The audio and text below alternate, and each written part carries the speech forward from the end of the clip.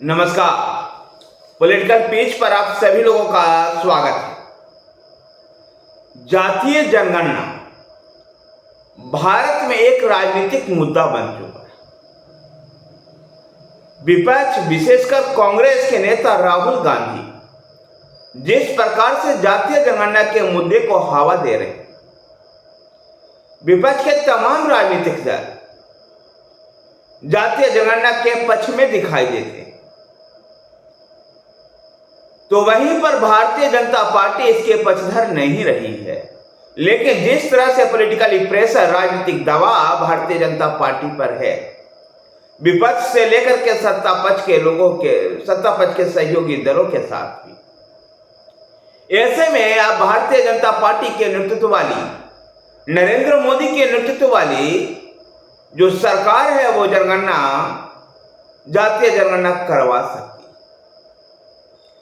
दरअसल 2021 की जो जनगणना होनी थी, यह जनगणना रुक गई कोविड की वजह से, और वो हो नहीं पाया। अब ऐसी उम्मीद की जा रही थी 2025 में होगा। तो भारतीय जनता पार्टी के नेतृत्व वाली सरकार अब जातीय जनगणना के पक्ष में खुलकर के तो नहीं बोल पा रही है, लेकिन महाराष्ट्र में प्रधानमंत्री नरेंद्र मोदी के द्वारा यह कहना कि मुसलमानों के जातीय जनगणना पर क्यों विपक्षी पार्टियां चुप है।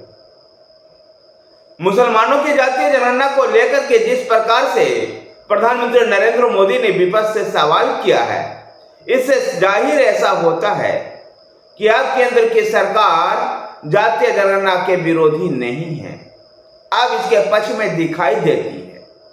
पिछले दिनों वो केरल के पलक्कड़ में राष्ट्रीय स्वयंसेवक संघ और उसके अनुषंगीय संगठनों की जो बैठक हुई, उस बैठक में भी मोहन भागवत और राष्ट्रीय स्वयंसेवक संघ के भी ऐसे विचार रहे, और उन्हें कहा कि जातीय जनगणना का इस्तेमाल राजनीति के लिए नहीं, बल्कि जातीय जनगणना का इस्तेमाल सामाजिक और आर्थिक उत्थान के लिए होना चाहिए।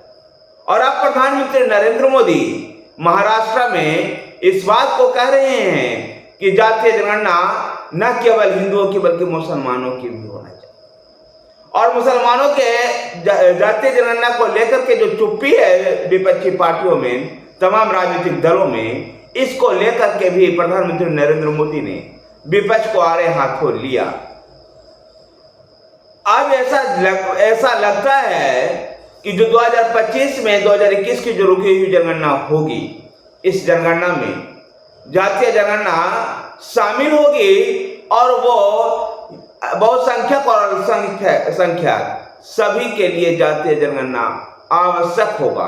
अर्थात जहां हिंदुओं की जातियों की गिनती होगी, तो वहीं मुसलमानों में भी जातियों की गिनती होगी।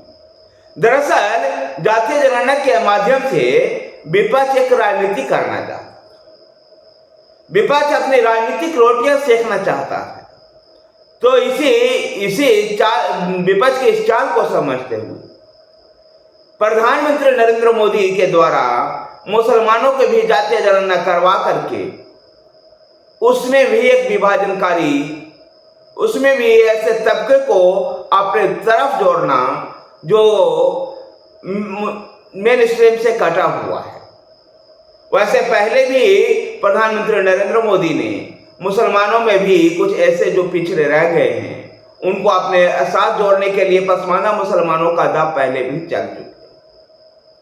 अब देखना दिलचस्प होगा कि जब जातीय जनगणना होगी और मुसलमानों के भी जब जातीय की गिनती होगी, तब विपक्ष का क्या रवैया होता है।